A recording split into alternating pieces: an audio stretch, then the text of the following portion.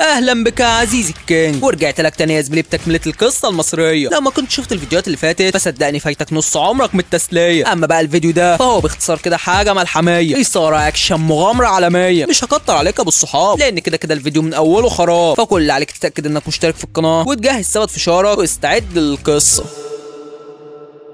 وبتبدا الحلقه 16 من المسلسل برياح وعواصف في المملكه الذهبيه. الدنيا بتكون خربانه واللي ورا كل ده بيكون اكساتون. كيفر بيتعصب وبيهجم عليه ولكنه مش بيتهز، بيقول له الهجوم المره دي مش هيكون سهل يا كيفر، استعد بقى. وفي الوقت ده بيكون صاحب ليو داخل اوضه تغيير الملابس، ولكن ابن الهرمه ده بيخضه وكمان بيصوره عشان يرفع الفيديو على اليوتيوب، وبيكون ناوي يرازي الكل النهارده. بس ليو بيقول لصاحبه ما تقلقش انا هجيب لك الفيديوهات منه، وبيبداوا يخططوا ازاي ياخدوا منه التليفون، ولكن كل خططهم بتفشل. ولما ليو بيروح عشان يجيب التليفون بيلاقي السوار بتاعه بينور فبيوقع، والواد ده بيصوره. وساعتها ليو بيضطر يسيب الدنيا تضرب تقلب وبيروح على المملكه الذهبيه. برضه بيلاقي الدنيا خربانه هناك، وبدون مقدمات الاعداء بيهجموا عليه. قوته ايجيكسس بيبدا يتحول وبيدخل عليهم زي الاسد، بيشوط فيهم يمين وشمال لحد ما بيصفيهم. وكاي بتجيله وبتقول له الدنيا خربانه هنا من الصبح، بتاخده بتروح لكيفر، وفي نفس الوقت هوراس بيجي لهم وبيقول لهم يا جدعان الهجوم مش سهله خالص، دول بيجهزوا رياح وعواصف اكتر وشكلهم ناويين يدمروا الهرم الذهبي. وفعلا يا زميلي الهجوم بيزيد عليهم، ولكنهم بيقفوا في ظهر بعض اسود وبيدخلوا على الاعداء ويشوطوا فيهم بكل غباء. لا بيفرق معاهم يحيى ولا حتى علاء، اركن انت التانى بهاء. بيوجبوا معاهم يا زميل ومن الاخر بيلبسوهم شخاليل، ولكن اكساتون بيصنع الوحوش الرمليه دي. كيفر بيقول ليه خد بالك لان الوحوش دي مش جايه في هزار. بيرجعوا المملكه بتاعتهم وبيقعدوا يفكروا ازاي يحاربوا اكساتون وجيشه، وفي الاخر بيلجأوا للحل اللي ما كانوش عاوزين يلجأوا له غير في الاخر خالص، وهو انهم يستخدموا احجار الطاقه، او بمعنى اصح ليه هو اللي هيستخدمهم. ودي احجار قويه جدا وكانوا شايلينها الوقت اللزوم. ودلوقتي كل الجيش هيخرج يحارب اكساتون ورجالته، وليو هيروح مع الراجل الكبار ده عشان يجيبوا الاحجار، ولكن اللئيم ده بيروح وراهم. عمنا الحاج ده بيفتح الاوضه اللي فيها خيرات الله كلها، ده غير احجار الطاقه يعني، والواد ده بيكون فرحان. انما عم كحكح فبيعرف ليو انه مش هيقدر يستخدم غير حجر واحد بس، لانه ما يقدرش يستخدم الثلاث احجار مره واحده، وكل حجر في الثلاثه ليه قوه معينه. وفجاه الواد ده بيدخل عليهم وبيقول لهم سلموا لي الاحجار واما اخلص عليكم انتوا الاثنين. عم كحكح بيهمبك معاه فبيدي له واحده بتنطره على ورا، وبعدها بيهجم على ليو وهو بينطره على ورا هو الثاني. بيروح على عم كحكح عشان يخلص عليه، بس ليو بسرعه البرق بيطير عليه وبيدي له رجل بيوقعه في التابوت. بالسلامه يا هلفوت. اما بره الدنيا بتكون خربانه يا زميلي، وجيش الاعداء بيكونوا مسيطرين، ولكن ليو بيوصل وبيقول لاصحابه انا معايا الاحجار يا رجاله، بس الصراحه مش عارف استخدم انهي فيهم. وفجاه بتجيله فكره فبيخلي اصحابه يجمدوا الاثنين دول، وهو بيستخدم حجر البرق وبيطيح فيهم، بيدغدغهم هما الاثنين، وبيقدر انه يهزم اكساتون ورجالته. صاحبه بيقول له عاش عليك يا اسطى، بيقول لهم كلها حاجات بسيطه بس على فكره في خاين وسطنا واحنا لازم نعرفه. كيفر بيقول له ما تقلقش قريب قوي هنعرفه، لان انا ملاحظ ان خطوط الدفاع بتاعه المملكه عماله تتكشف للاعداء. رمسيس بيجي ليه وهو بيقول له عاوزين نواجب معاك يا عم او نخدمك في اي حاجه، فبيقول له انا محتاج منك خدمه واحده. وبعدها بنشوف الواد الرزل ده وهو بيخوف العيال، ولكن حظه جاب المره دي مع مين؟ هو رمسيس يا زميل. بيصوروا والواد من خوفه بيطلع يجري. رمسيس بيقول له ليه وكده المهمه تمت يا معلم، اسيبك انا بقى سلام. ليه بيروح يمسح كل الفيديوهات اللي على التليفون وبيقول للواد ده امسك مقطف، بس معلش بقى نسيت امسح الفيديو بتاعك، وبياخد صحابه وبيمشي.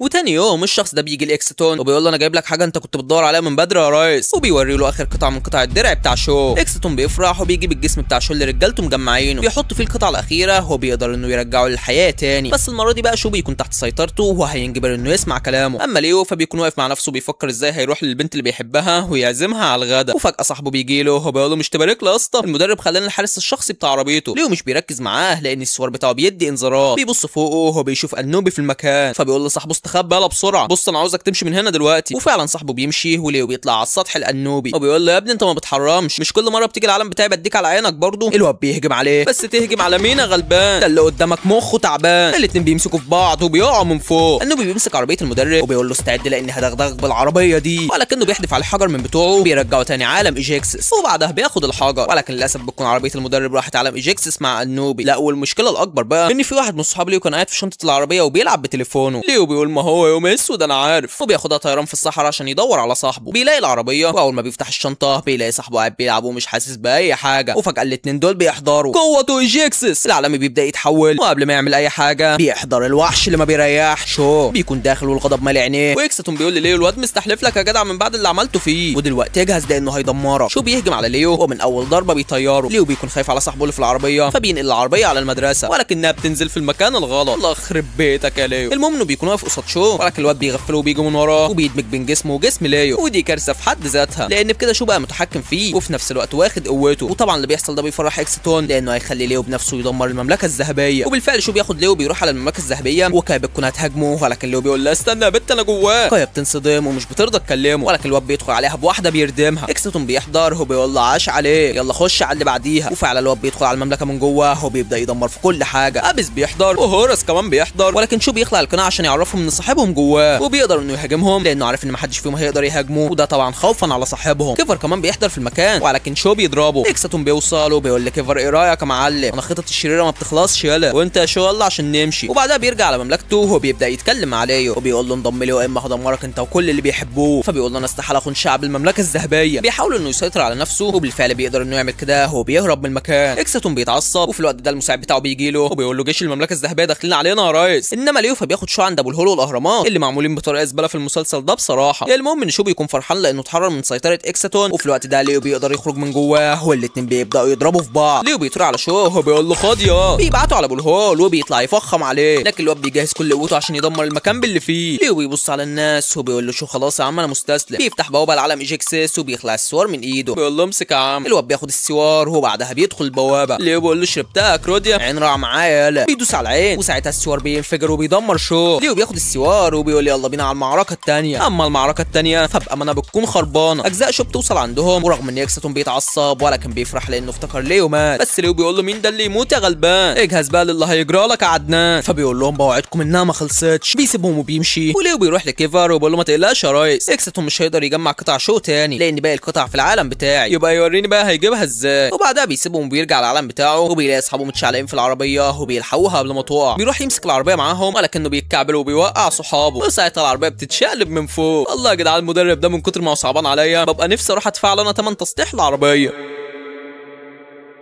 وتاني يوم وبدون مقدمات كده بتكون المعركه شغاله، ولكن جيش المملكه الذهبيه بيكون موجبه زماله. اكستون بيحضر وبيقول لكيفر نصيحه مني تراجع انت ورجالتك. بيهجم عليه وبيقدر انه يحبسه في الاعصار ده هو وهورس، وبعدها بيهاجم رجالته بيخليهم مش شايفين. رجاله اكستون بيكونوا رايحين يخلصوا عليهم ولكن كيفر بيتحرر وبيطيرهم كلهم. خش عليهم يا عمهم. الرجاله بتتراجع وكيفر واكستون بيدخلوا على بعض والامانه يا زميلي بيعملوا برق ورعد، والمعركه بتنتهي بهزيمه الاثنين. هورس ورمسيس بيروحوا يقوموا كيفر وبياخدوا معاهم وبيمشوا، والغريب ان رجاله اكستون بيكونوا فرحانين جدا باللي حصل. فرحانين ليه بقى يا زميل؟ لان ابن الهرمه اكستون بدل جسمه بجسم اخوه، يعني دلوقتي هو بقى جوه جسم كيفر. وفي الوقت ده بيكون ليه مجهز هديه للبنت اللي بيحبها وهي بتفرح جدا بالهديه دي. بيكونوا رايحين يتفسحوا ولكن رمسيس بيجي ليو بيقول له جرى يا عم رمسيس مش لاغي الوقت ده وتيجي فيه يا عمنا. فبيقول له انت لازم تروح على ايجيكسس دلوقتي وانا يا عم هاخد مكانك هنا. فبيقول له خلاص امري لله، بس عاوزك تجيب لي البت ايس كريم كده وتروق عليها. وبعدها بيروح على المملكه الذهبيه لكن بيلاقي الحراس بيقولوا له قول كلمه السر، ولكن خبي يجي يعديه وبيقول له معلش يا ليو بس كيفر متغير شويه عمال يحط قوانين جديده. ليو بيدخل لكيفر وفجاه السوار بتاعه بينور والنور ده معناه ان في خطر حواليه. ليو بيستغرب ولكن مش بيركز مع السوار لان كيفر بيتكلم، وكيفر بيقول له من كام يوم اتخانقت انا واكستون وبعد الخناقه دي انا فكرت اغير كل انظمه الدفاع بتاعتنا عشان نستعد بقى للمعركه النهائيه. فبيقول له يا ابني انت مش قلت لي قبل كده انك مش عاوز حرب؟ بيقول له لا اصل الواد ده زودها ولازم يتعلم الادب، وبعدين ما خدتش بالك ان البت كايا هربت وما كانتش عاوزه تحارب. بيقول له انت بتقول ايه يا جدع انت، دي اشجع واحده في مملكتك. بيقول له هي رفضت تحارب فعشان كده انا شلتها من الجيش، انا ما احبش حد ضعيف يبقى في جيش يالا، وانت روح اتدرب واجهز للمعركه النهائيه. السوار بيفضل ينور وليو بيكون مستغرب، وبعدها بيروح يتدرب مع باقي اصحابه، كل واحد فيهم بيواجه التاني وهوراس بيقاتل بشراسه، بيكسب القتال وبيجي الدور على ليو انه يواجه هيكس، وبالفعل الاثنين بيبداوا يواجهوا بعض وليو بيخبطوا في الهواء على اساس انه هينزل على تحت وهيخسر والدنيا خلصت على كده، ولكن ما بيكونش متوقع ان السفينه بتاعته هتتدمر وهتنزل نازله صعبه. فبيروح يطمن عليه وبيقول له انا اسف اصلا ما كنتش اقصد اذيك. كيفر بيقول له انت بتعمل ايه يالا، المفروض تروح تكمل عليه مش تروح تساعده، لو ما نفذتش اوامري هطلعك بره الجيش، وايه رايك بقى انك خسرت وصاحبك هو اللي كسب. ليو بيخرج بره وهو متعصب وفجاه كايا بتجيله، ولو انت جديد معايا يا زميلي هفكرك ان اسمها نت او نيتي تقريبا وانا مغير اسمها، والصراحه كايا اشياء. المهم يعني انها بتقول له اللي جوه ده مش كيفر، اللي جوه ده هو الشيطان اكستون. فبيقول لها اها عشان كده السوار بتاعي كان عمال ينور وانا واقف قدامه. بتقول له انا اول واحده اكتشفت الحقيقه، اصل انا كنت رايحه له بعد الخناقه ولقيته بيكلم المساعده بتاعته سكارا، ودي برضك ما اسمهاش سكارا يا زميلي، هي اسمها سيجما، بس برضك نقت لها اسم يليق بشكلها. فبيقول لها يبقى احنا لازم نتصرف. وفي نفس اللحظه رمسيس بيكون قاعد مع حبيبه ليو وبيشوف البنت دي بتحضن حبيبها، فبيقوم هو التاني يحضن الويتر وكمان بيبوسه، وبعدها بيقعد ياكل الايس كريم بالشكل ده. صاحب ليو بيشوفه وبيقول له ازيك يا اسطى، مش هتيجي بقى نحارب الوحوش اللي في البلاي ستيشن؟ بيقول له قصدك الوحوش بتوع اكستون؟ يلا بينا يا معلم. فبيقول له انت عبيط يلا ولا ايه؟ وبياخدوا وبيروحوا يلعبوا في صاله الالعاب. انما ليو فبيكون ماشي مع الثنائي المرح ده ورايحين على مملكه اكستون، وده لان كايا كانت حاكيه لابس كمان على كل حاجه. بيوصلوا عند المملكه وبدون مقدمات ابيس بيدخل يشوط اللي قدامه، واللي بيجروا على السكه بيعرفوا تمامه. لا تقول لي بقى ميسي ولا كريستيانو، اما صلاحيانو فبيكون واخدها جوي. بيوصل لكيفر في الوقت المناسب وبيخلي البنات يدخلوا على بعض، اما هو فبيكون عامل برق ورعد. كايا بتوجب مع البت دي وبتركنها على الارض وبيروحوا يحرروا كيفر. كايا بتقول له هو انت واكستون ازاي اجسامكم اتبدلت؟ فبيقول لها لما اكستون عمل الاعصار ودخلنا فيه حط حاجه على الدرع بتاعي، وبعدها دخل قصادي في مواجهه عشان يبقى قريب مني، والحاجه اللي حطها على الدرع بتاعي تشتغل، بس انا واثق ان في حد من رجالتنا ساعده انه يغدر بيا. كايا بتبص على الجهاز ده وبتعرف انه جهاز تغيير الاجسام، فبتقرر تاخده معاها. انما ابس فبيكون واقف بطوله قصاد تطار، بس الواد يا زميلي مش جاي في هزار. بيشوف صحابه خارجين من المملكه المظلمه فبيتشعبط معاهم. اما اكستون اللي عامل فيها كيفر فبيكون واقف مع رجاله الجيش الذهبي وبيراقبوا المكان، وبيقول لهم الحقوا في 3 من رجالتنا خانونا وجايين مع اكستون، احنا لازم نخلص عليهم. والغلط بيعمل نفس الحركه الشهيره بتاعت اكستون، وساعتها كلهم بيشكوا ان ده اكستون مش كيفر، بس بيكونوا مضطرين يبداوا الهجوم على الشخص اللي فاكرينه اكستون وكمان رجالتهم اللي خانتهم. وقبل اي هجوم ليو بيقول له هوراس اهدى لانك فاهم غلط، انا معاكم مش ضدكم. بيقول له امال اللي جاي مع اكستون؟ فبيقول له موضوع طويل مش هتفهمه. بيقول له طب تعالى يا خاله. ونفس الكلام باقي الجيش الذهبي بيهجموا على اصحابهم اللي فاكرينهم خاينين، ولكن صحابهم مش بيرضوا يقتلوهم. اما كيفر فبيروح لاكستون وبيبدا يتحول، اكستون كمان بيتحول والاتنين بيهجموا على بعض، كله بيكون واقف يتفرج عليهم. وفي الوقت ده اكستون بيتمكن من كيفر، وقبل ما يقتله بيكون كيفر واقف على رجله من تاني ومكتفه. ليو بيضربهم بشعاع تغيير الاجسام، وساعتها كل واحد بيرجع لجسمه الطبيعي. اكستون بيقول لهم المعركه ما خلصتش يا ابني، غير الكلمه، انا حاسس ان هي اللي نحساك اساسا. المهم ان رمسيس بيكون خاربها في عالم البشر ومحدش قده في اللعب. بيشوف ليو فبيقول له الحمد لله على سلامتك يا اسطى، ما تقلقش ظبطت لك الدنيا مع حبيبتك. حبيبه ليو بتجيله وبتقول له بجد انبسطت قوي النهارده. تسلم يا عم. وهو بيكون في منتهى السعاده. وتاني يوم بنشوف حركه غريبه في مملكه الجيش المظلم، وبتكون البت دي هي اللي وصلت، وبيكون اسمها باستن. والله يا بنتي كان نفسي اغير اسم بس للاسف مش هقدر، ده انا مغير اسامي 3/4 اللي في المسلسل. المهم انها بتروح لاكستون ولكنه بيكون متوقع انها هتجيله وهو كمان مستعد لها، والغدار بيكون خاطف بنتها وبيقول لها اسمعي اللي هقول لك عليه وانا هسيب بنتك. وفي الوقت ده بيكون ليو قاعد يزرع ورد في الجنينه مع عمه، ولكن اخواته الصغيرين بيبوظوا الدنيا. ليو بيزعل على شغل امه اللي باظ، فبيقرر يروح على مملكه ايجيكسيس عشان يجيب لها شويه ورد من هناك، ولكن الغبي بيروح لشويه نباتات ما ينفعش يهزر معاهم. بياخدها جري على المملكه الذهبيه، ولكن النحل مش بيسيبه. النحل ده ولا دبابير ولا ايه نظامهم؟ المهم يعني ان كاي بتلحق ليو، وليو بيحكي لها ايه اللي جابه هنا، فبتقول له تعالى خد نباتات من الجنينه اللي في المملكه. بيروح يشوف النباتات ولكن الدبابير دي بتروح وراه. يالا انت فقري وربنا. في السكه بيتحاول وبيبدا يطير، وفي نفس اللحظه بتكون القطه دي وصلت المكان يا زميل. بتروح عند اجتماع كيفر وباقي اعضاء المجلس، وفي نفس الوقت ليو بيقع في الفتحه دي وبينزل القاعه. لا وفي نفس ذات اللحظه وهو بيقع بتكون البت دي بتحدف خنجر على كيفر، ولكن لما ليو بيقع كيفر بيتخض عليه وبيقوم والخنجر مش بيجي فيه. الله على حكمه المخرج. المهم ان ليو بيشوف الخنجر وبيقول لكيفر انت كنت بتذبح حد ولا ايه؟ فبيقول لهم في دخيل في المملكه روحوا وراه. هوراس بيسبقهم على بره وبيشوف البت دي، بيحاول يمسكها ولكنها بتكون مخربشه حبتين. بس على مين؟ ده انت دخلت جحر التنانين. المهم انهم بيقعدوها على الكرسي ده وبيبداوا يسالوها انت مين ومين اللي بعدك والكلام ده كله، ولما بيعرفوا هي مين بيقولوا لها يا بنتي احنا مفيش عداوه بيننا، ليه بقى جايه تهاجمينا؟ فبتقول لهم التمساح اللي اسمه سوبك خطف بنت كيرا بامر من اكستون، وهددوني ان لو ما قتلتكش يا كيفر هم اللي هيقتلوا بنتي. كيفر بيقول لها ما تقلقيش احنا هنساعدك في انك ترجعي بنتك. بتقول لهم يبقى يلا نتحرك. وفي الوقت ده بيكون سوبك حابس البنت الصغيره، ولكن رجالته بتبلغوا ان كيفر هاجم عليهم، وبالفعل كيفر وليو بيدخلوا عليهم دخله غشيمه، والامانه يا زميلي بيعملوا معاهم السليمه. هوراس بيحضر مع البت المقطقطه دي وبيدخلها تنقذ بنتها، اما باقي الرجاله فبامانه اشهد لها العيال يا زميلي مش شايفه حد قدها. ليو بيسيبهم يتخانقوا وبيدخل هو ينقذ كيرا، وبيلاقيها عامله الصح والغلط مع الواد اللي كان بيحرسها، وبتكون عاوزه تهاجمه هو كمان. بيقول لها اهدي يا بنت المجنونه. امها بتوصل وساعتها البنت بتفرح جدا، انما سوبك فبيهرب من المكان، وفجاه القطه بترميهم من السفينه وبتروح هي على الهرم المظلم عشان تنتقم من اكستون. هي الجراحه حلو، الجراحه حلو مفيش كلام، بس مش للدرجه ده يا مدام. المهم ان كيفر ورجالته بيحصلوها والعركه بتبدا من تاني يا زميل. القطه المقطقطه بتسيبهم وبتدخل هي على اكستون، والامانه بتروقه بتكون هتخلص عليه، بس ليو بيحضر وبيقول لها اوعي تعمليها احنا مش زي الكلب ده. البت بتبص تحت رجلها وبتشوف بنتها، فعشان كده بتقرر تسيب اكستون، ولكن بتديله تحذير اخير قبل ما تمشي. لا البت سيطره، لا وكمان هوراس بيكون اعجب بيها. كيفر بيقول له ما تقلقش يا حبيبي هخطبها لك. اما ليو فبيبص قدامه وهو بيشوف الزهره دي، فبياخدها يزرعها في بيته، والزهره بتعمل له شجره كبيره زي ما انت شايف كده يا زميلي، وبسبب همه بتكسب جايزه افضل واحده في الزراعه.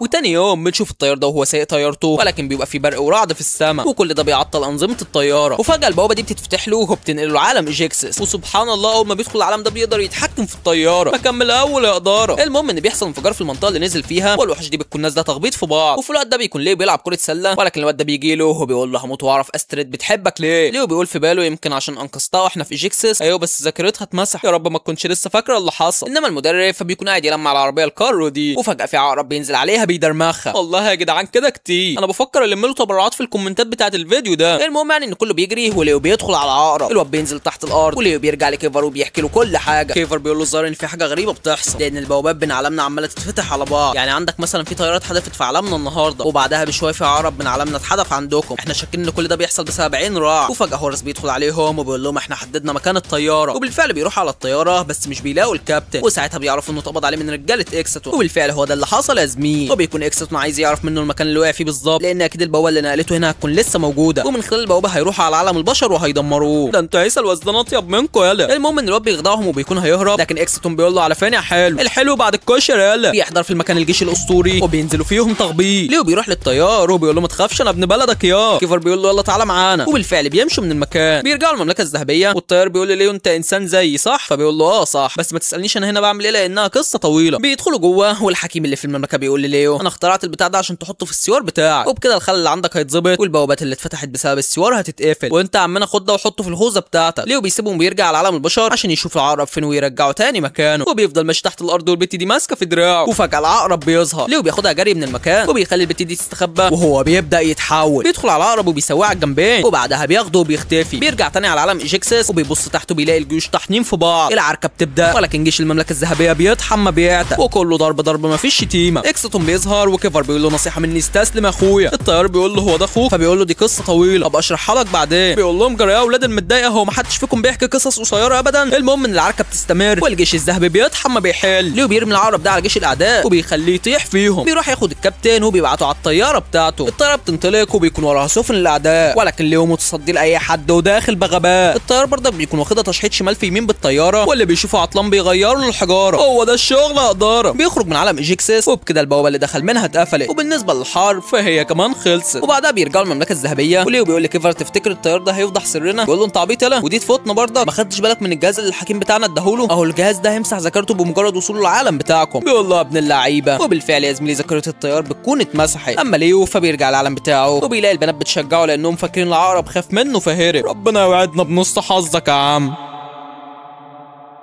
وهنا بتنتهي الحلقه ال20 من المسلسل، لسه فاضل 6 حلقات باذن الله هنزلهم لكم الفيديو الجاي يا احلى اخوات. اهم حاجه نفضل على المبدا والثبات، وما نخرجش من الفيديو غير لما نكون عاملين اللايكات والاشتراكات، وتمسي عليا بكومنت حلو كده يا بركات، لان باذن الله الجاي كله ابداعات. وفي حاجه بتشلني والله، وهي ان 3/4 الناس اللي متابعاني بتتلخبط في قنواتي، وعشان ابقى مبسطها لكم كده دي هي القناه الرئيسيه بتاعتي واللي هي كينج الافلام، اما دي فهي قناه افلام الكينج بتاعتي، لان الصراحه ما حبيتش اسمي القنوات بنفس الاسم. وقناه افلام الكينج دي بينزل عليها افلام هندي بقى واجنبي وكوري والدنيا جميله هناك، ده حتى لسه نازل عليها فيلم فخامه، هسيبه لكم في صندوق الوصف وصدقوني هيعجبكم. اما بقى القناه الثالثه فهي كوبرا افلام، ودي كان محتوى زي كينج الافلام كده، ولكن خلاص بقت انمي، وسبحان الله من ساعه ما قررت انها تبقى انمي ما نزلتش عليها فيديو واحد، بس خير يعني باذن الله هنشتغل عليها الفتره الجايه. والى اللقاء مع كل جديد، سلام.